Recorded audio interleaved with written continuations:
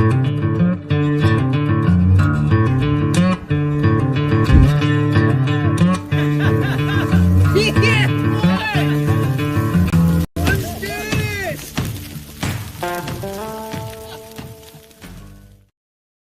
evening. It's Monday, March 10th, 2025. Welcome to episode 102 of Porterhouse and Teal Live. And man, it seems like it's early this week, does it not?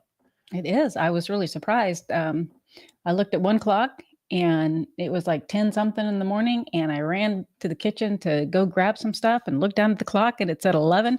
And I thought, wait a minute, I did not lose an hour from the bedroom to the kitchen. Yeah, I wound up getting up way too early this morning. I mean, I got up at my usual time, but of course we all lost an hour. So it just seems a little early to be doing this at 4:30, but here we are once again on a Monday evening for you.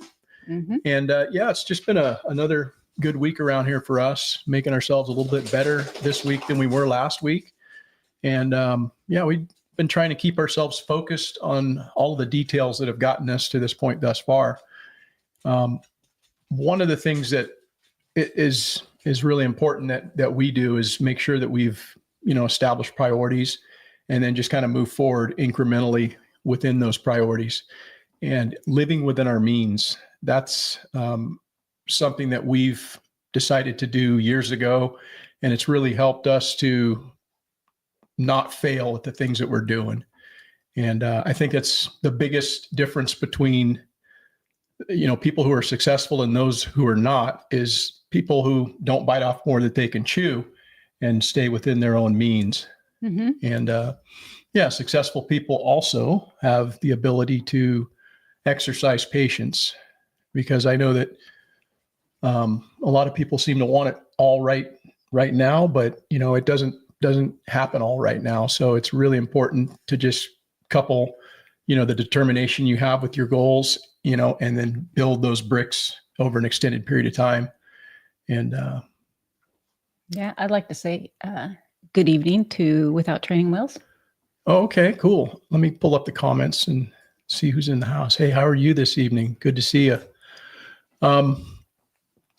So I wasn't really sure what we were going to talk about this week as the main topic, because trying to keep abreast of the current events since Trump's been in the office has been an absolute moving target.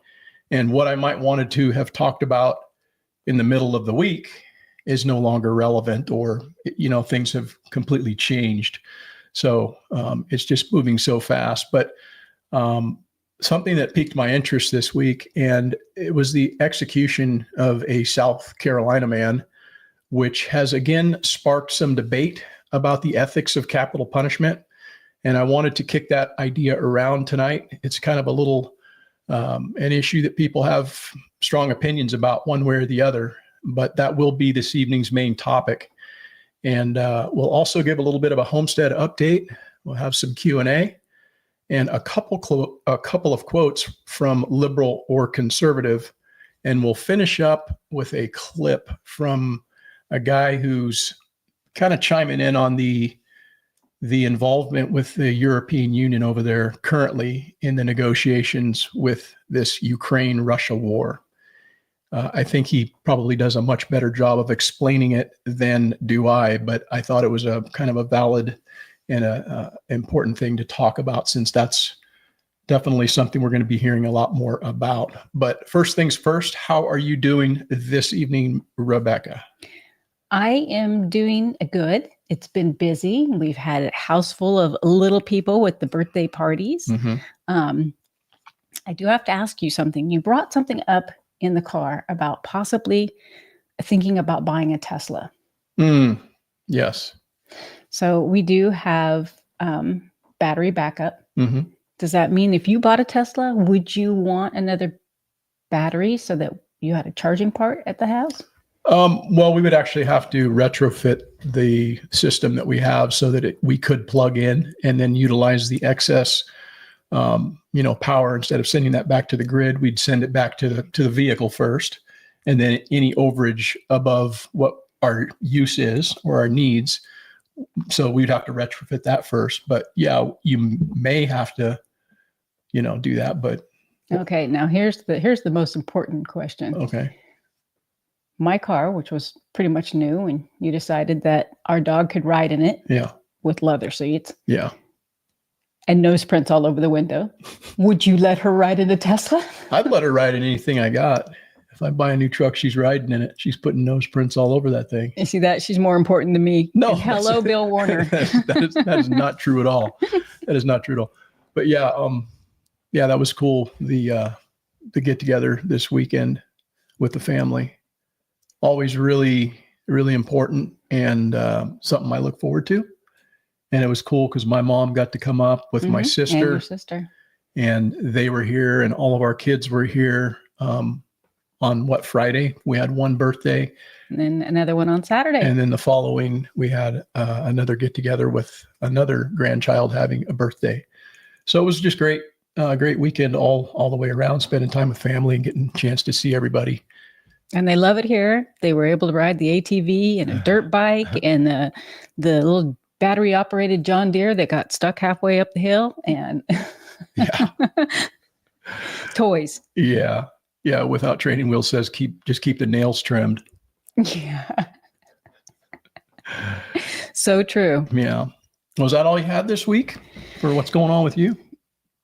How you doing? I'm doing pretty good. Like I say, busy week, right? Busy running around, busy trying to come up with different fragrances. New ideas and getting things mailed out for you. Mm-hmm. And taking care of the kids. We have a couple of our grandkids that spend at least one night, alternating nights with us. Mm-hmm. So that takes up quite a bit of time. I forget how much time little people take to go grocery shopping, to clean the kitchen. Do you find yourself being less patient with that? I have found that I'm not quite as patient as I was, and I have to think, you know what? I did this before. I can do it again. And you just kind of have to slow down and realize it's going to take you what would normally take you 15 minutes might take you an hour. Yeah.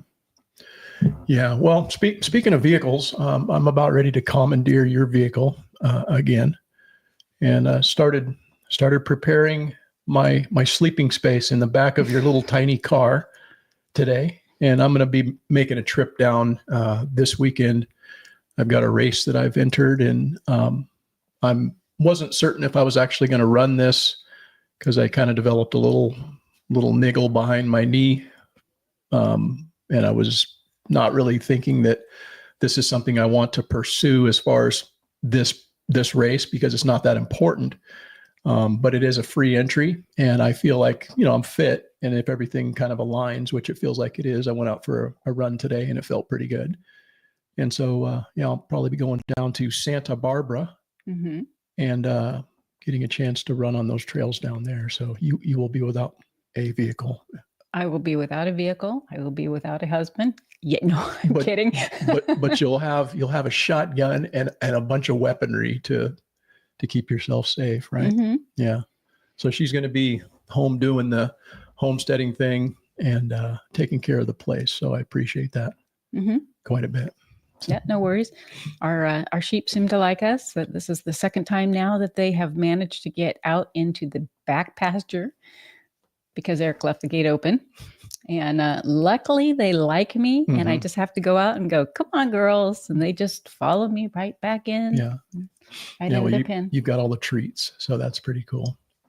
So as far as around the homestead this week, always something.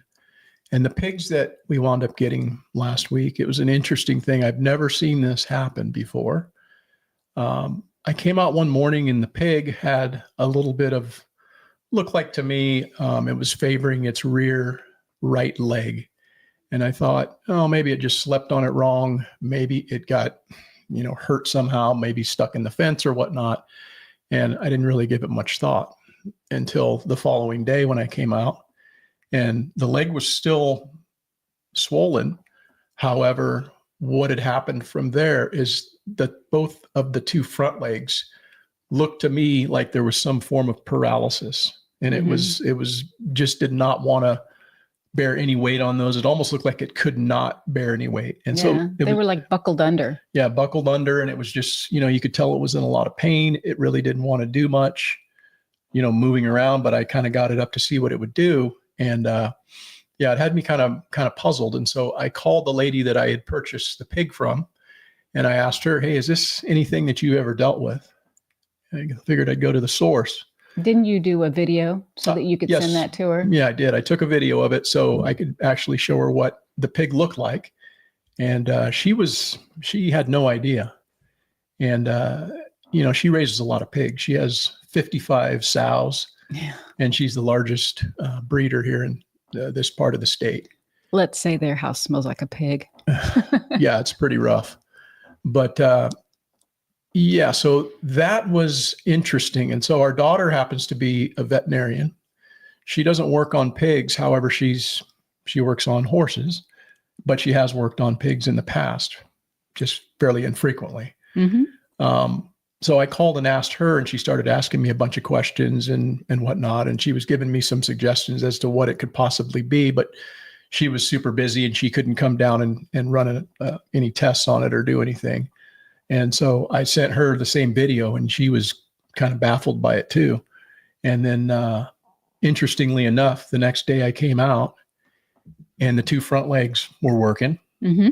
However, the other back leg, the left back leg, was the one that it was favoring. And so it was just, I don't know, it was just an interesting thing that kind of happened with our pig. And, those are the things that can happen, I guess. Right. Yeah. I mean, I've never heard of, obviously the legs can progress and get worse, but I've never heard of them without treatment correcting themselves. Yeah. To me, it seemed like it was something neurological, but, who's to say what that was really all about?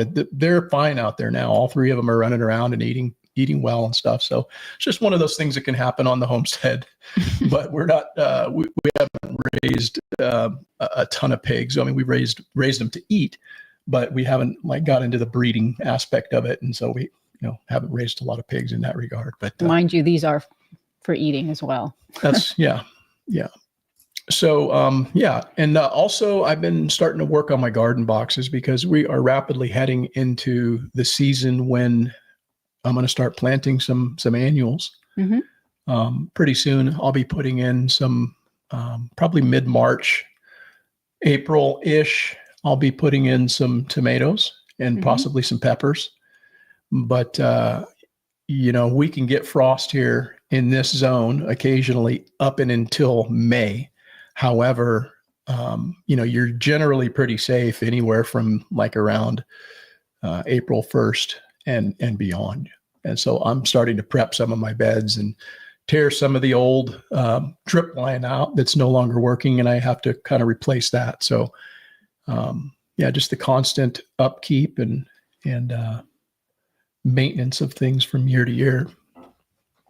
Yeah, I noticed that there was hose in the garbage can. Mm-hmm. Yeah, I'm taking all that out because I had drip line in there, and that drip line, occasionally it starts to get sediment in it, and then next thing you know, the little holes are plugged up and it just doesn't work. So I'm changing the whole system out to put in soaker hose in those beds.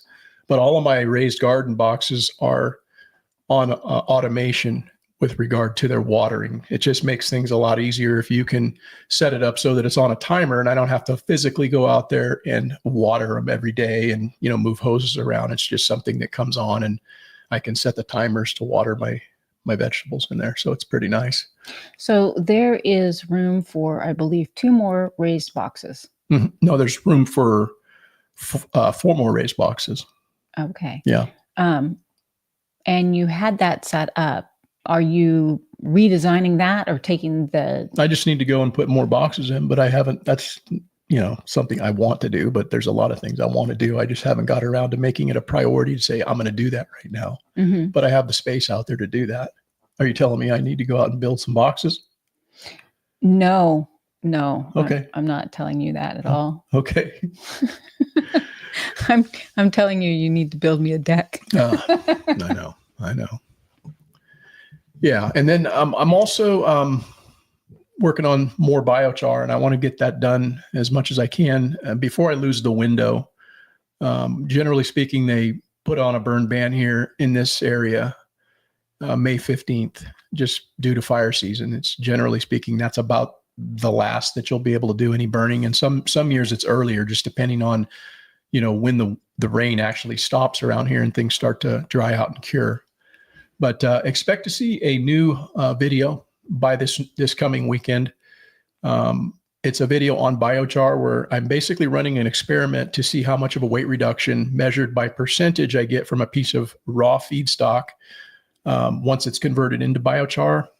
And the other part of the experiment basically demonstrates how long it takes to fully rehydrate that same piece of biochar and how much of a weight reduction, or excuse me, how much of a weight increase it will show measured by percentage after it's fully rehydrated. So, I just finished up that video and loaded it today, but I've got some other things I need to do to get it out to you, but definitely expect that by this weekend.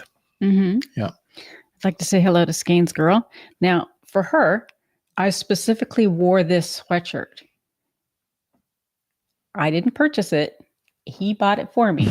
You want to read to them what it says? You can read it.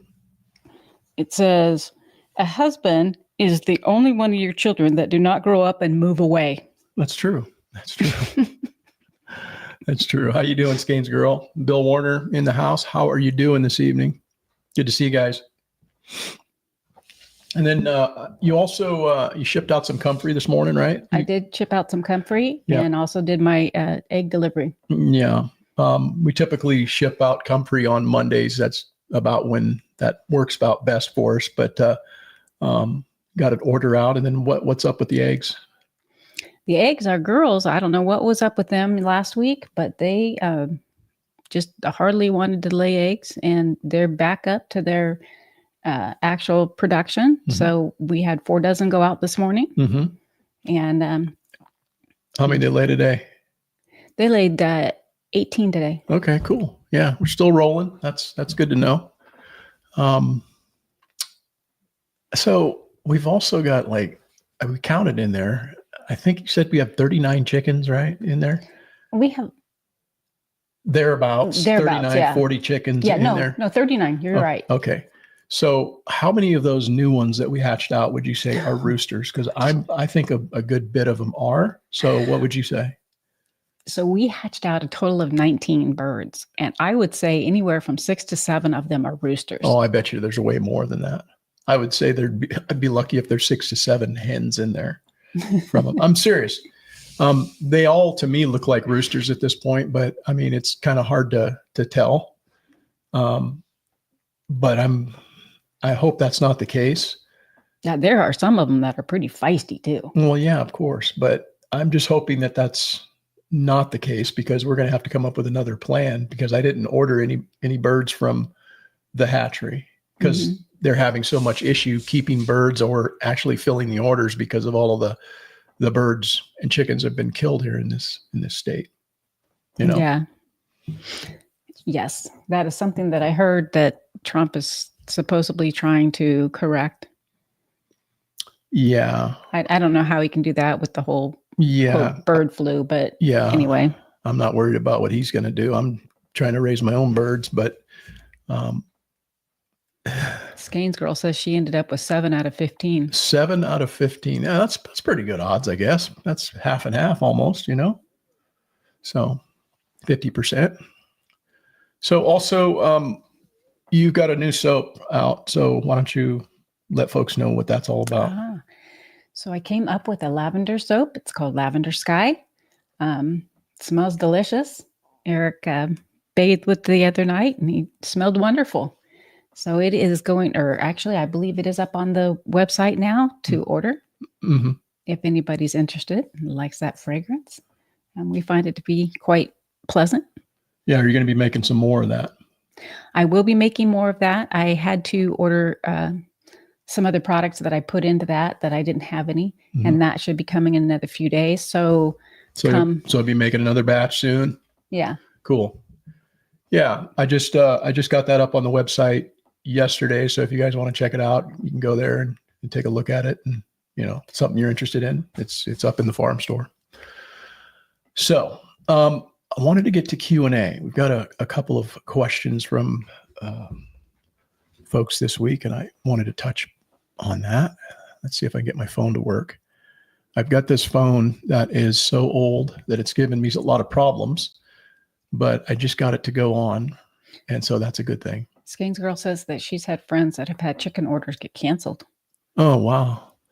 Let's see. Skane says, a lot of my friends in the Midwest had their chick orders canceled. They are going to hatch their own this year.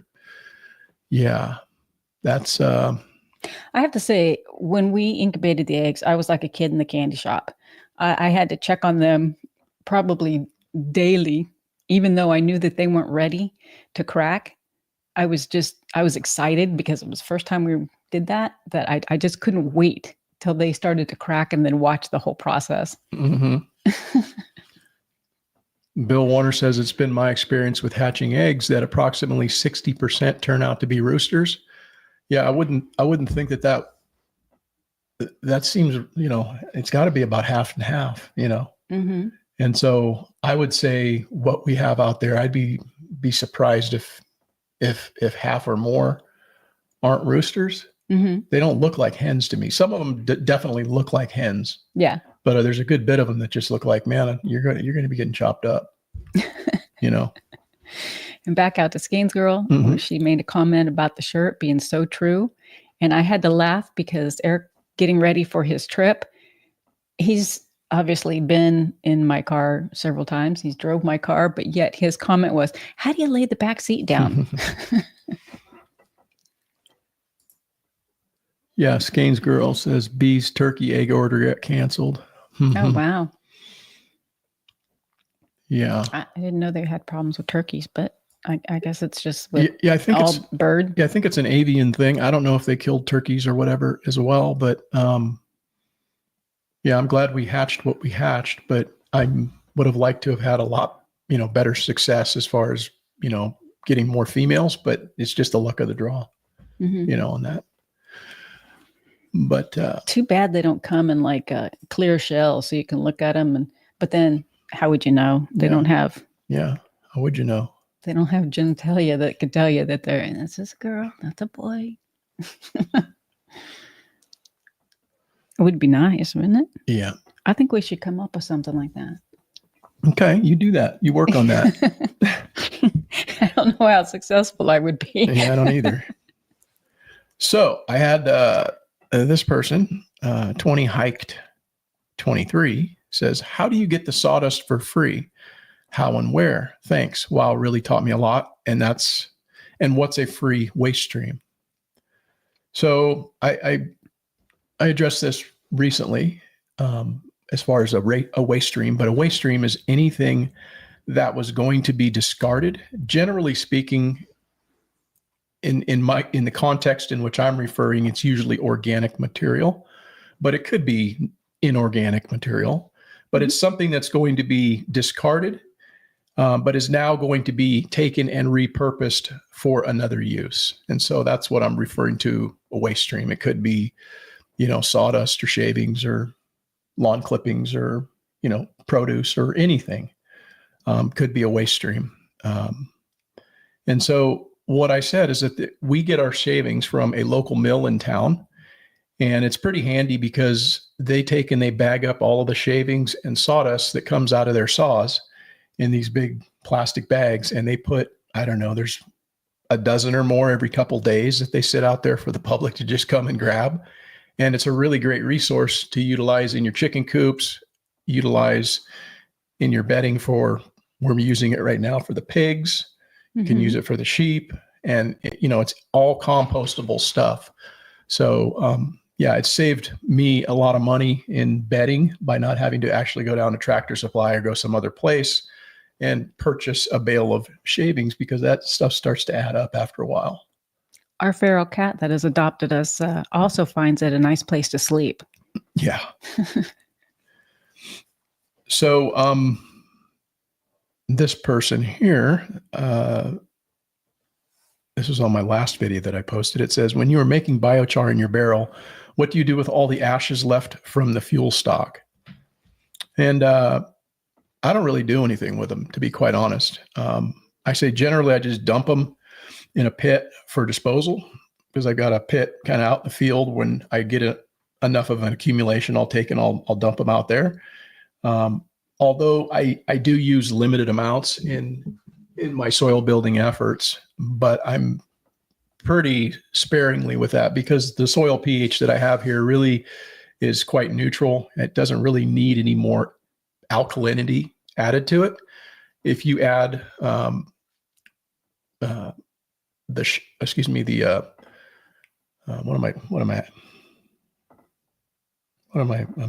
Talking about the ash. Yeah.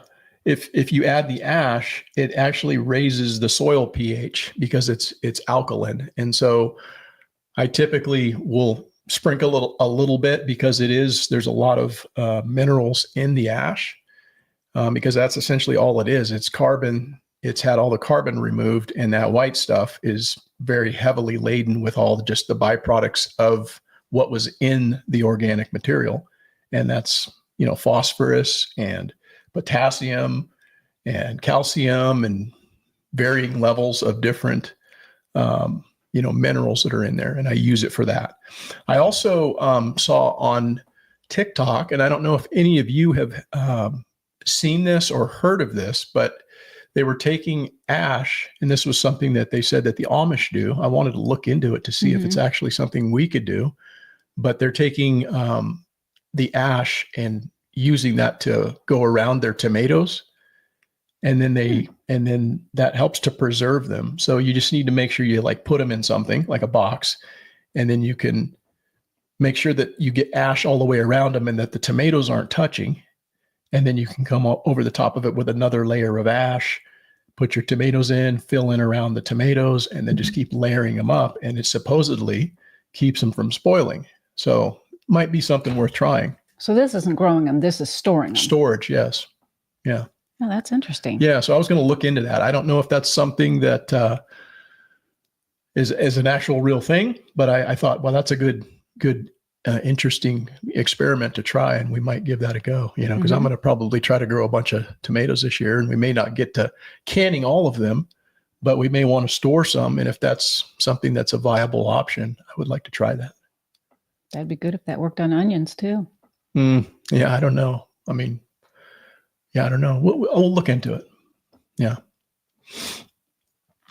And then I had Brandy Burgess ask the question, says, can I put garlic cloves in this month, meaning March? And she says that she has them in the freezer right now. And I just responded to her, and I said that typically garlic is something that you plant in the fall and into winter. I plant mine in mid-September around here, like September 15th to October 1st. And garlic is about an 8 to 9 month crop, depending on the growing conditions from year to year. You can plant garlic in the spring. However, the bulbs are going to generally be smaller, and you're going to have your harvest be much later. So you're going to maybe harvest end of summer and into fall, but it'll be a much smaller bulb, generally speaking. So even if you're in a cold climate, you're going to want to plant, when the soil can be worked and before the ground actually, totally freezes over. Garlic is actually a crop that needs to go through what's called vernalization, and it's a period of cold that helps to trigger the bulb formation. And so the bulb is forming and the root structure is getting established during that period before it's actually going to start throwing up more leaves, in essence. Well, she said hers was frozen. I don't know. Who's she? I thought, or whoever you were talking about asked you the question. No, she said she put them in the refrigerator. So she was trying to essentially get that cold vernalization. Okay. She had them in. Okay, that makes sense. Yeah. So, that's good but that's actually best done when you plant it in the soil, because it's going to start to send out roots and get itself established. And so planting in the fall, it just gives you a head start for the summer harvest, which is usually, again, around June or July. So, anyhow, that's all for question and answer. I did have a couple of quotes this week. Yeah. Yep. And since we're talking about capital punishment tonight and the death penalty, I thought that these fit very well into that because it's people's opinions on that subject. So this is the first one, Rebecca, and you tell me if this is a liberal or conservative based on what this person had to say about capital punishment. I think capital punishment works great. Every killer you kill never kills again. Liberal or conservative? Well, I'd have to say it sounds quite true because I'm going to say conservative. Yeah, I think that would be probably what most people would think, but it's actually coming from a liberal. That came from Bill Maher. That was his opinion. Yeah. Until lambs become lions. Let's see what this says. Good evening tonight, by the way. And it says that YouTube's blocking your comments about incubating chickens. That's weird. Doesn't seem like too harmful of content, right? We haven't even started talking about anything controversial yet. So. No, but they'd like you to pay $14 for a dozen of eggs at the store instead of incubating your own chickens. Maybe that's it. Yeah. Skane says that I didn't plant my garlic. I got from Midwest Preparedness until January because they started growing. They've really taken off, but I think they're just wild garlic. Yeah. Yeah. So might be good. Might have a different flavor to it. Yeah, there's a lot of different varieties and different, types of garlic.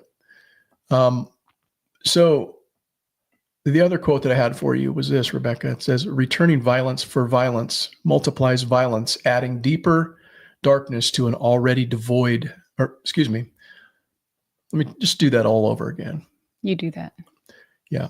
Returning violence for violence multiplies violence, adding deeper darkness to a night already devoid of stars. Liberal or conservative? See, I would say that would be a liberal. Yeah, probably a pretty solid guess on that one too. However, you would,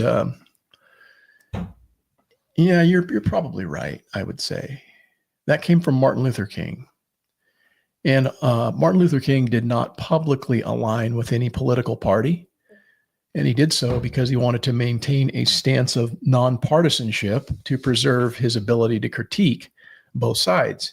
However, he did lean Democrat in practice with some socialist tendencies, but he also has a record of voting for someone who wasn't. So, he wasn't purely ideologically driven, but I would say that you're probably right that he's a liberal. Yeah. So yeah, let's jump into the main topic. What do you say? Let's do that. Yeah.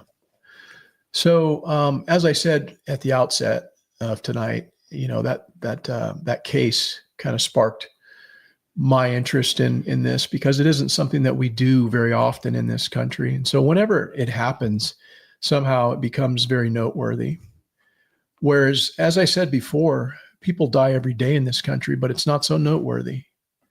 I could pull up the tally of all the people that are killed in Chicago right now, and I guarantee you didn't hear one of those people had died. So it's interesting how when a person is put to death by the state, it's somehow more noteworthy than when people are killed in very heinous ways by others.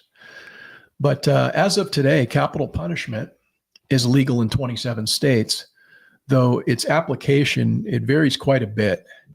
23 states have abolished the death penalty altogether, and a few others have active moratoriums halting executions. California happens to be one of those states that has a moratorium against it. And it's been quite some time since somebody was put to death here in this state. And I have my opinions. I think Rebecca has her opinions, but we're going to reserve those opinions until we get all the way through this. And I want to hear from you guys what your opinions are. We did a poll. I put a poll out here this week, And the poll results are in, and I'm going to read those as we go through this. But those results aren't that shocking to me, quite honest, how they played out. But anyhow, of the other 27 or of the 27 states where it's legal, there are a variety of different methods being used, although lethal injection is the primary method, accounting for over 90% of all of the 1,500 executions since 1976. There's a handful of states that still have firing squad as an option, where a group of trained marksmen shoot at the inmate's heart, typically with rifles. This week's execution in South Carolina marked the first firing squad execution since 2010, and it was the method chosen by the inmate. There are 8 states that have as an alternative or inmate choice of electrocution, where the inmate is strapped to an electric chair and subjected to high voltage until death. Those states that have the electric chair are Alabama, Arkansas, Florida, Kentucky, Mississippi, Oklahoma, South Carolina, and Tennessee. The electric chair was once the dominant method of execution, but it has not been used since 2020 in Tennessee. Yeah. The electric chair, it conjures up memories of the movie The Green Mile, which we actually have that movie, and it's a pretty excellent movie, but it's pretty dark. I actually don't really like watching it because it kind of fucking bums me out. It's not a very uplifting movie. And go ahead. Oh, I was going to say, I like the movie. What kind of bums me out is the end where the old man 100%. He outlives everybody, even the mouse. Yeah, I think that's the part that bums me out. More than anything, it's just what a curse it would be to be cursed in that way, where you just have eternal life and you're just going to keep living, and you're going to see all of the people in your life that are important to you die. And you're going to have to live with that knowledge, knowing I'm going to watch and bury you. I'm going to watch. He physically says I'm going that. to bury all my children and all my grandchildren. That's the fucking worst curse a person could ever have. And I just don't like that part of the movie, but it is a pretty excellent and well done movie. And I would say from the perspective of the movie, or at least I would say from my perspective, the movie director or the producers or whoever wrote the script, they really sought to humanize the condemned and portray him as a sympathetic figure while emphasizing the difficulty that the guards had in carrying out the execution because of the relationship that they had with the condemned. And I don't know. Do you think, Rebecca, that was done intentionally because of an anti-capital punishment bias on behalf of the filmmakers? Or do you think they were just accurately portraying the relationship dynamics between the executioner and the condemned? For me, the gentleman that they were killing was not guilty. That was my... That's not what I'm asking you. I'm asking, do you think that they intentionally, because they had a bias against capital punishment, portrayed the movie in that way?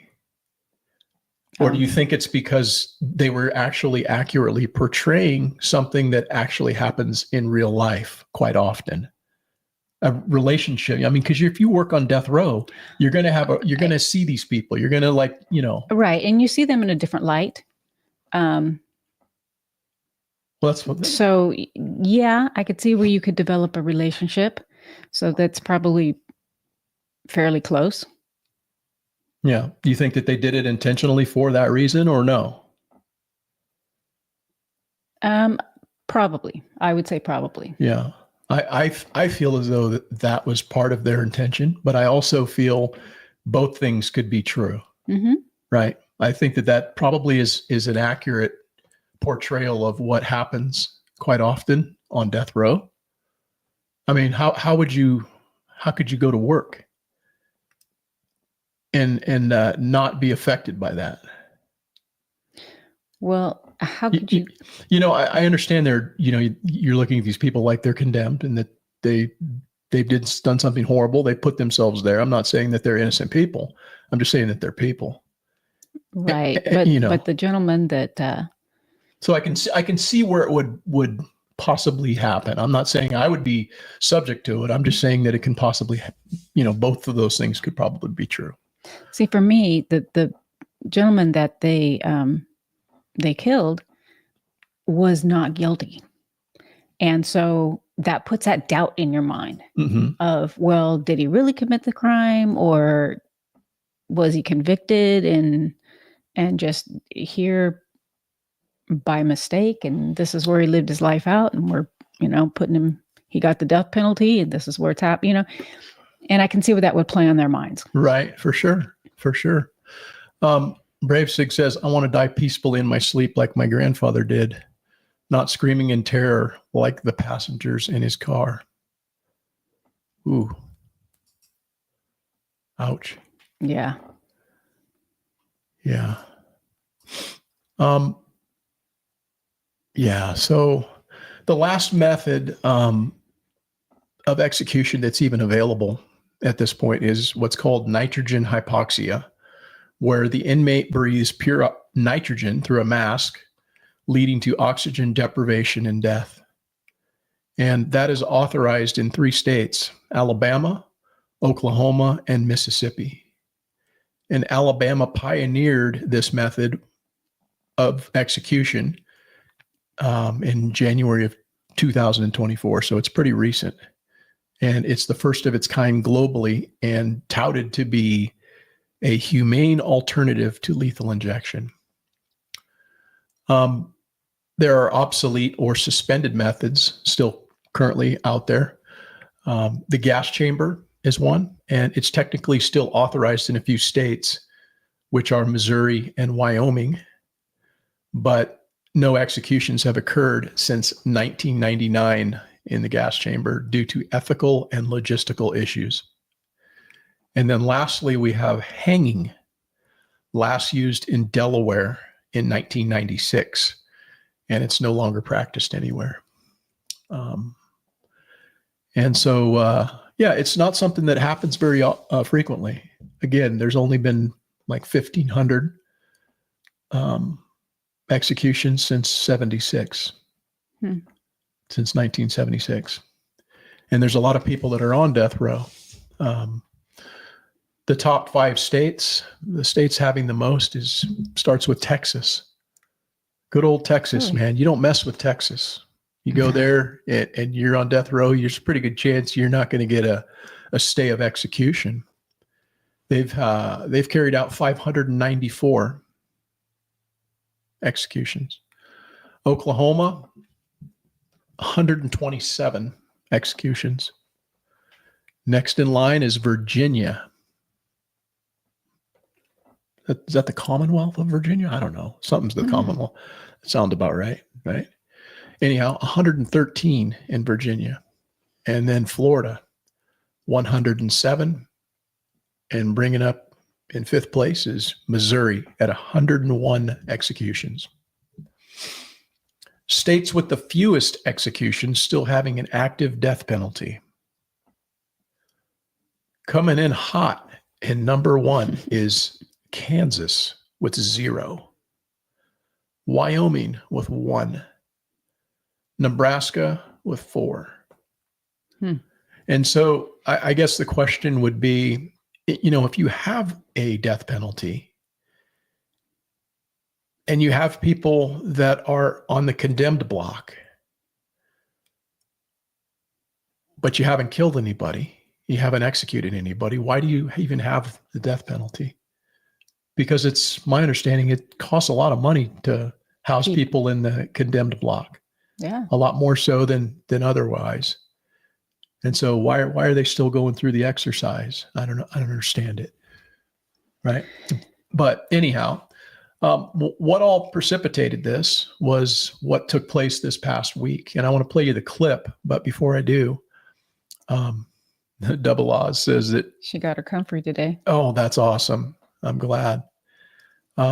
Says, I'm in Virginia, and yes, it's a Commonwealth. Yeah, I thought that's what it was. That just for some reason that rang a bell for me. And hello to Hogs. Hey, Hogs 14's in the house. How are you doing? It says, I ordered 23 chicks and 6 died within 24 hours, and the rest, what? The rest of them died within 3 days. I now have 24 eggs in my incubator. Roosters will go to freezer camp. Yes, of course. Of course. That's what I think we're going to do. I want to grind those up, man. I want to make some burgers out of them. I think I'm going to grind them up and add some seasoning and maybe a little pork fat, maybe some venison. So I've got some venison that needs to get gone, and make some breakfast sausage out of them. That'll be pretty tasty. For you. You can have some if you like. I don't care for venison. Well, you want me to keep the venison out? My dad was an avid deer hunter, and I just do not care for venison. You should love it all the more because in memory of your dad. Why are you such a hater on the venison? Stop hating. Just do not like the way it tastes. Wow. Yeah, that's some bad odds right there, man. 6 died within 24 hours and the rest within 3 days. What the heck, man? I'd be asking for my money back. What is going on there? That's not cool. Wow. However, pasty butt is a thing. Well, and you got to check them. Not that many.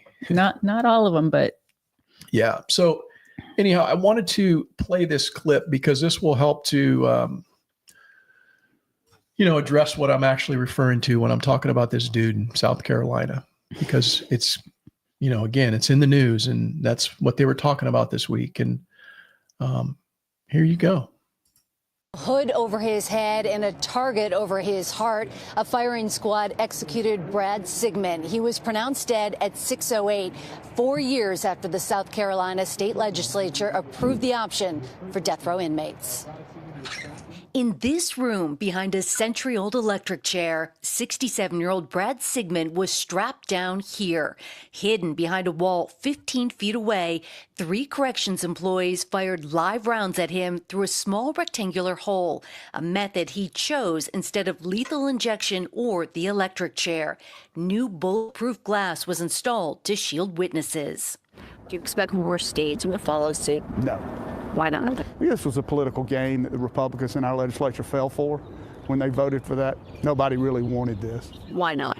It wasn't necessary because we had 2 methods of execution. We had the electric chair and lethal injection. John Osmond is the former director of the South Carolina Department of Corrections, where he oversaw 14 executions. While lethal injection remains the primary method in most states, drug shortages and botched executions have led to a revival of older methods. Sigmund's attorney, Bo King. Why would your client choose to die this way? Brad had repeatedly asked for the most basic facts about South Carolina's lethal injection drugs. He's like, is it expired? Have the drugs been diluted? Have the drugs spoiled? And he was repeatedly refused that information. So he chose He chose the firing squad. Sigmund was sentenced to death for killing his ex-girlfriend's parents, David and Gladys Lark, in 2001, beating them with a baseball bat, a crime he admitted to. How would you describe this form of execution? Death may be difficult for anybody, but as far as ending a human life quickly, I think this is probably about as good as you can get. 23 states currently have the death penalty. 5 allow the use of a firing squad. This was an impossible choice, but between the prospect of dying strapped to a gurney over 20 minutes, drowning in the blood and fluid in your own lungs, as opposed to the firing squad, he made the only choice that he could. Meg, how are people in South Carolina, state officials, responding to those who are calling this whole thing barbaric?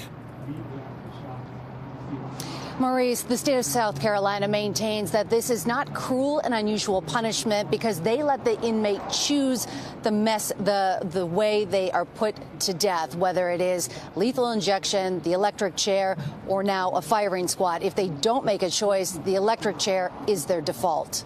Meg, what do we know about the people who pulled the trigger, the executioners? We know that they are part of the corrections staff. We know they volunteered for the assignment, but because South Carolina passed a SHIELD law in 2023, it protects the identities of everybody involved in an execution, so we don't know who they are. Meg, just a couple of seconds here. Did we get a sense of his last words before he was put to death? Yes, his last words, Maurice, he wanted to say, I want my closing statement to be one of love and a calling to my fellow Christians to end the death penalty. Meg Oliver in Columbia, South Carolina. That all came from a guy that killed his girlfriend's parents. Yeah. All right. Yeah.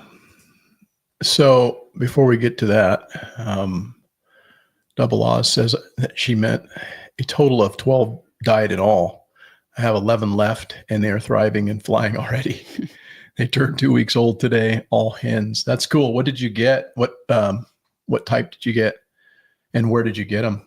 Because or did you get them from a feed store, or did you get them from a hatchery? But yeah, I'd be interested to know. Yeah, because our none of ours have any chickens up here. Yeah.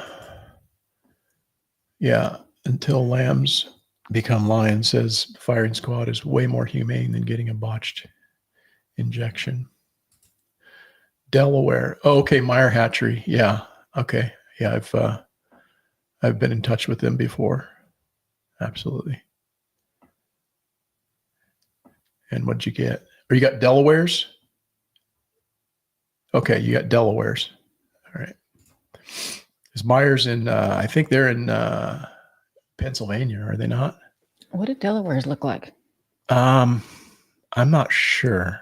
I can't remember, but I've heard of them and seen them before. They're kind of one of the older heritage breeds out there. I don't know if I've ever seen them. Yeah, there's probably plenty of chickens you've never seen because there's a million of them. There's so many different chicken breeds, man. Let's see. Okay. Oh, they're in Ohio. Okay. I thought they, for some reason, were in Pennsylvania. So anyhow, we just watched that. And of course, that individual wants to leave, a message of love, and he wants to see the death penalty done away with. And, people have opinions on this. This is something that people either strongly agree with or, maybe strongly disagree with. And so I put out a weekly poll this week, just wanting to get an idea of what people that might come across the channel, what you would think. And 123 votes were cast. And it was about 1/4 said no. So 23% said no.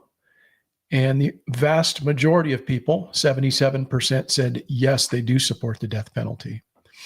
And this used to be about an 80-20 issue, 80 in favor, 20 oppose back in the 90s. But currently it's around 60-40 in favor of. So support for the death penalty has actually been declining, over time. And I'm not exactly sure why that is. Because it's probably as humane as it's ever been. With the advent of lethal injection, because that's kind of a newer thing, is the lethal injection. Mm-hmm.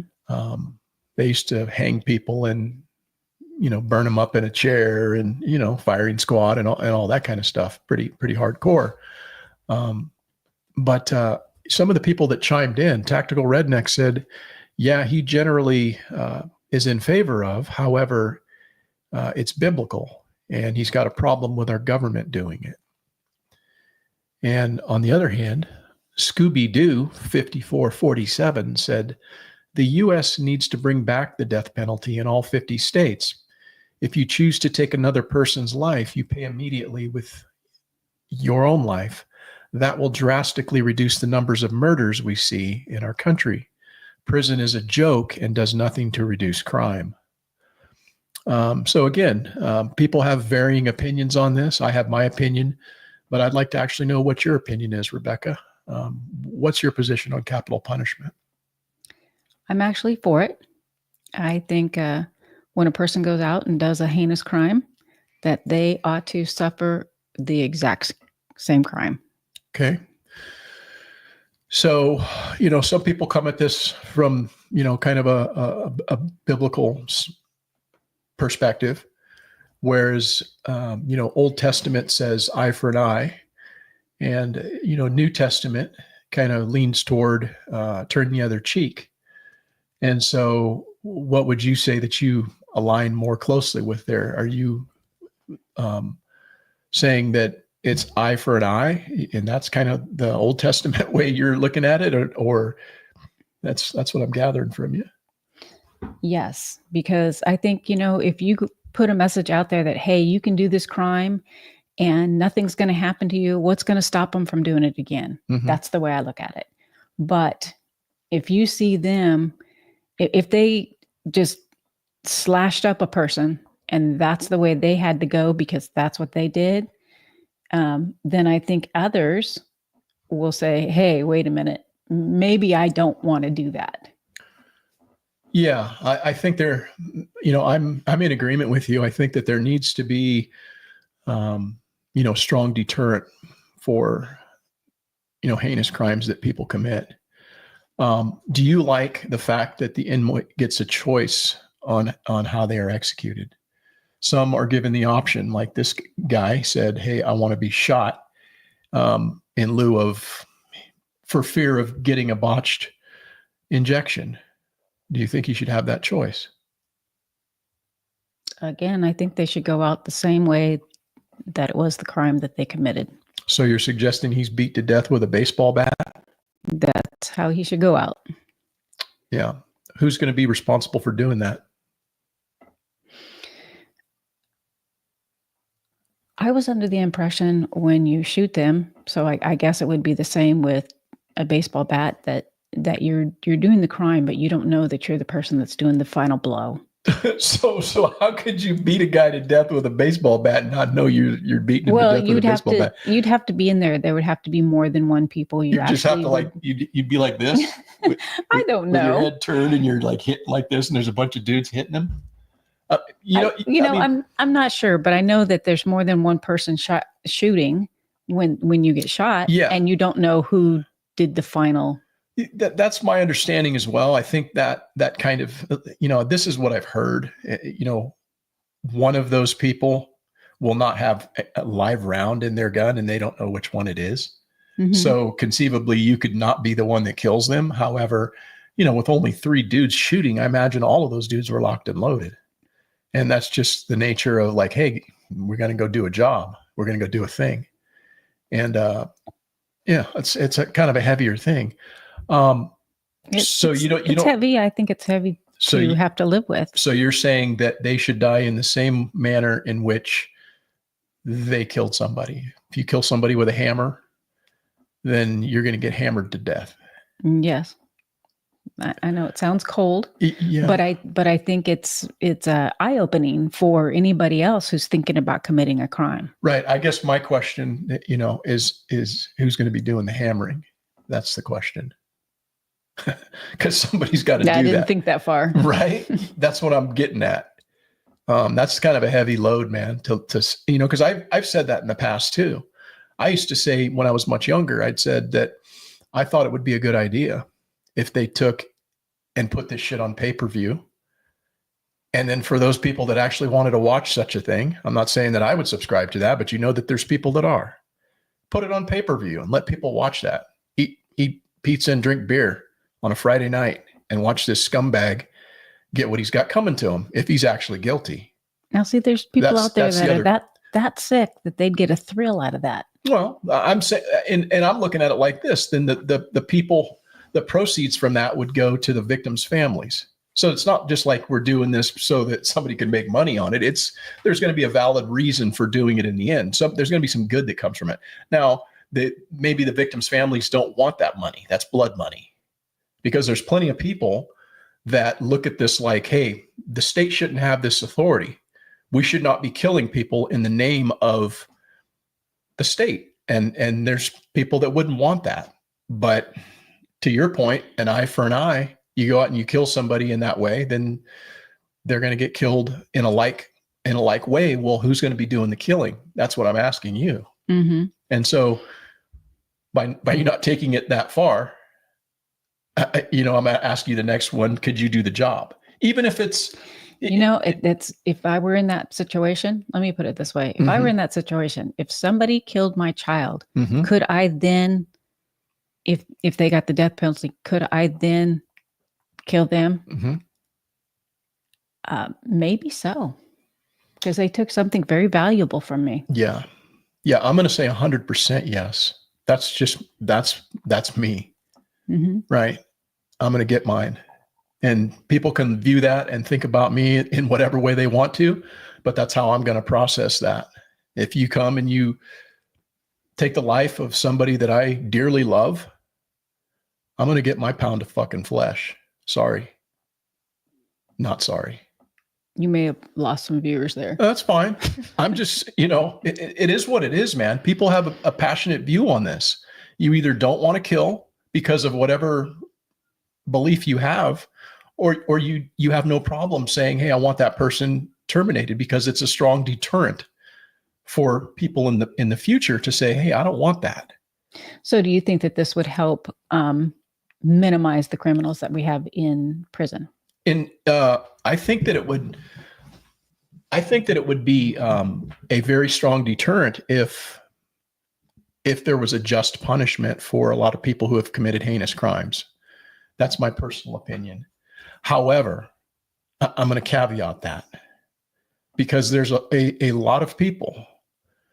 There has been over 200 death row inmates who have been wrongfully accused and subsequently exonerated since 1973. And so based on that, there's a pretty good likely that historically we have had, in the name of justice, the state has executed people who were innocent of the crimes they were accused. And does that at all change your opinion on whether you support the death penalty or not? It's the old argument. It seems like it should, but it doesn't change because there's always going to be a mistake. Right. And so the percentage of who are on death row and the percentage of who get killed wrongly, you got to weigh that out. And I think that there's probably more on death row than folks accidentally getting killed. Yeah. So I guess what you're saying is, in order to make an omelet, you got to break some eggs. Yes. Okay. That's putting it out there. That's pretty non-apologetic. I think that my opinion on that is, because I don't want to see people being wrongfully accused and being framed and shit like that. But when you are, and when you have had so much evidence, and it's been proven that you're guilty, and you've gone through all of the processes of appeal, you've had your just due in the courts, then, I think it's time to carry that out. And that's just my opinion on it as well. Right. Yeah. So, we have people out there that should have gotten the death penalty, and they are walking scot-free and may have been in and out of jail. And if, from what I'm saying, you conjure up who I might be talking about. No, I actually didn't. But I think that there's just way too much permissiveness with regard to crime in our society. And there's less empathy given to those innocent victims than people who have actually been accused of a crime and had their day in court and have been given a sentence of death.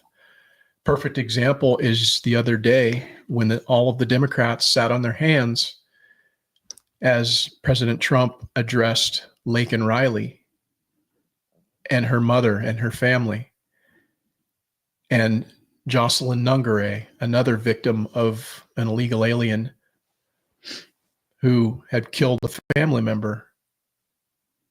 And I didn't see any outpouring of, we need to do something for these people from certain people, but those would be the same folks that you might hear complaining about cruel and unusual punishment for people who have been condemned. So it's kind of an interesting. So Skane's girl, I believe, thinks that the other inmates should do the killing.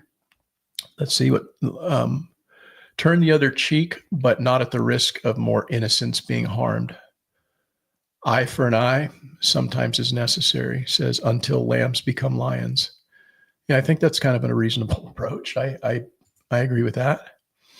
And that's something that happens quite a bit, is the other inmates getting after dudes who have something coming. They've got kind of an interesting hierarchical structure within prison. And so you just definitely don't want to be a child molester, a chomo, or somebody like that, right? Mm-hmm. If you're that, you're gonna get gone. And but yeah, that's an option too, Skanes. Yeah. I like that answer. Yeah. So interesting topic of discussion. Like I said, it's I think my opinion has evolved somewhat over time, but it hasn't changed. I still am in support, and that I think that people that are on death row, and particularly people like this individual who actually admitted the crime, he admitted to it, and it's something that's, very, very vicious and heinous. I think he should go in a like way. I think I agree with you in that regard. I just don't know who's going to be doing it, and maybe Cindy's got the answer. That's right. Turn them out with the inmates and let them do their thing. But yeah.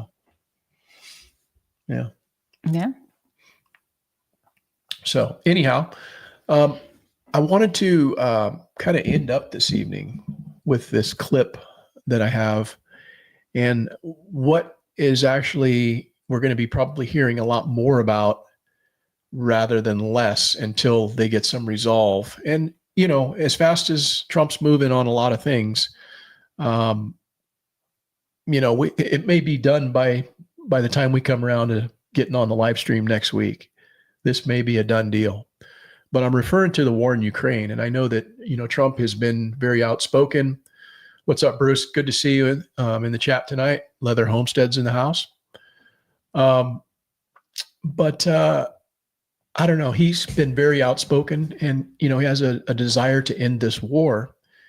And it's pretty interesting to watch the people that don't want the war to end.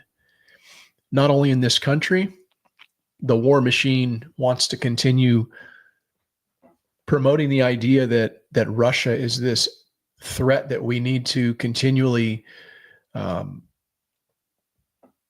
attack from the standpoint of there's this existential adversary that needs to be controlled. And again, I'm not here to say that Russia isn't without fault, and they're not a great shining example of leaving people alone, right? They're an adversary of ours, make no mistake about it. However, Trump has been very interested in ending this war, and he's expressed how he wants to do that. But yet there's a lot of people, not only within this country, but now you've got all these leaders over in the EU that are trying to drum up business, for their war machine. And it's going to be interesting to see if something doesn't happen here with their latest meeting in Saudi Arabia, how this is going to play out. But this guy had an interesting take on things, and he explained it better than I probably could. So I want to throw this up there and just give you some food for thought as it relates to what's taking place over in Europe right now with this coalition of the willing, so to speak, from the European Union. Fantasy is crumbling. Look, the EU is pushing harder than ever for war, not because they think they can win, but because they have no other choice. Without it, the EU is finished. It has no identity, no unity, and no future. It's a Frankenstein experiment held together by unelected bureaucrats who know that once this war collapses, so does their power. But here's the truth. Nobody's going to fight for the EU anyway. Why? Because the EU isn't a country. It's a flag with no nation, no culture, no soul, a globalist project run by boardrooms in Brussels pretending to be a government. And when it comes to war, flags don't matter. People fight for nations, not bureaucracies. So what's their strategy? Simple. Spin the narrative. They'll tell the French, hey, you're fighting for France. And they'll tell the Germans, hey, you're fighting for Germany. Because nobody in their right mind would pick up a rifle and die for the European Union. It's a corporate empire masquerading as a superstate. And even if they could trick people into fighting, they have another problem. They have no real army, no battle-hardened generals, no experienced military leaders, no tradition of modern warfare at all. Their forces are fragmented across many, many countries, bound by endless red tape, and completely unprepared for a real fight. Meanwhile, Russia has been grinding through war for years. Their soldiers are battle-tested. Their command structure is unified. They don't need speeches. They don't need propaganda. They just go in and handle business. It's dangerous. And what about the UK? Unlike the EU, Britain actually has experienced military leaders. But even there, the people don't support the prime minister. And their country is being taken over by Sharia, it looks like. The UK government might want to play war games, but without public backing, their influence is hanging by a thread. This is why the EU is panicking. They have no military power, no public support, and no real plan, just empty threats and press conferences. And the longer this drags on, the more obvious it becomes. They don't have a chance, and they know it. So how far are they going to go before they admit the truth? And how many lives will they waste before they finally accept the reality that they can't win? So I think there's a good deal of truth in what that guy had to say. Mm-hmm. I believe that they are trying to keep this coalition together, which we are a part of. We are NATO. We spend the most money in NATO. We're protecting all of these European nations through our dollars, through our military assets, and through our influence. We are NATO. And Trump has expressed some desire to potentially get out of NATO. I don't really know if we need to be in NATO, to be quite honest. I'm no geopolitical expert, but from what I understand, it was put together so that these European nations wouldn't be threatened by the Soviet Union, which no longer exists. It's no longer the Soviet Union, guys. That ended like in the 90s. And, you know, on a promise that NATO wouldn't continually expand eastward, but that's all they've done thus far. And so it's an interesting thing to kind of watch as an outsider, but I don't really think we have a dog in the fight over there, quite honestly. I think that those folks need to step to the table, and if they want to engage in a war with a nuclear power, I don't think we should be engaging in that. Hopefully we don't get drawn into it. I would actually like to see Trump develop some kind of a relationship with Russia to try to calm the waters, so to speak. Right? Mm-hmm. Yeah, I agree with you. Actually, I think he works well with Putin. They understand each other, not that they're buddies, but right. They understand each other and they respect each other's boundaries. Yeah, I'd like to see that, actually. That would send the fucking world into a tailspin, or send all these little smaller nations that have relied on the United States influence for so long. That would send them in a tailspin. But we'll just kind of have to see how it all plays out. Very interesting. Mm-hmm. One thing that I've been keeping my eye on, and I'm sure that we'll probably hear something soon, but we haven't heard anything yet, is what's up with Epstein. Remember she had said something about truckloads of documents coming out, and that's just kind of went away all of a sudden. So I'm hopeful that we're going to actually get some answers here at some point, but I'm not hearing anything. Yeah, I not lately. I forget who I was listening to. I was on the treadmill, so my mind was like in a couple different places. But Alex Jones, I believe, is who I was listening to. And he was talking about it all coming out all at once. So it would be Epstein, Kennedy, and well, that's a good I don't think he knows any more than we do, quite honestly. I mean, if he actually knew, yeah, he wouldn't be talking about it like that. he's speculating just like everybody else is speculating, but that's part of the problem, is that they haven't been like very forthcoming and coming out and saying, hey, this is what's really going on, and you can expect this by this date, so we'll just kind of see. But a lot of interesting developments with everything going on right now, right? Yes, I actually thought you were going to end this with We Are the World with all of the leaders. No, I'm not going to. No. If no one out there has seen that, you'll have to look it up. I don't know where you found that, but it's pretty funny. Yeah. Double Oz says, thanks for the oregano. Yeah, we threw that in as a little extra for you. So I'm glad you got that along with the comfrey, and hope you enjoy. But yes, you're welcome. Anyhow, I think we're gonna tap out a little early tonight, unless you have anything else to add, Rebecca, or if anybody in the comment section wants to have anything to talk about.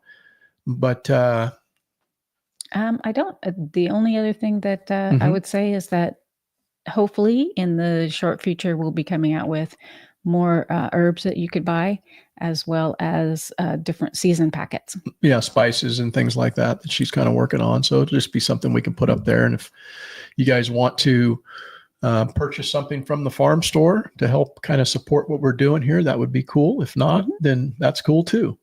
Yeah. But it's going to be all natural stuff, no preservatives, no bullshit in there. And it's kind of a little bit healthier way to go. Absolutely. So, anyhow, guys, go out and try to be better tomorrow than you were today. And we are going to sign off for this evening. We still got some things outside we need to take care of, but I do want to thank everybody for joining us this week. And we hope to be back next week with something interesting and exciting to talk about. Will you be back? Will you be back from your race in time to? Let me see. Oh, I don't know if I will, actually. We'll see. It may or may not happen next week. So I should be back, but we'll see. That'll make for a long drive. Yeah. If you're running all day Saturday. Yeah. It's 500 miles down from here down to Santa Barbara-ish. So you would have to see us. He's driving like 600 miles. I'm in the passenger seat with my head just like I was rocking back, going to sleep. Yeah. Well, you wouldn't be sleeping if you were driving. It's kind of. Oh, I might be. That'd be scary. Let's see here. What do we got? Let's see. It says going shopping with children is very much like trying to get a project done while shooting a YouTube video.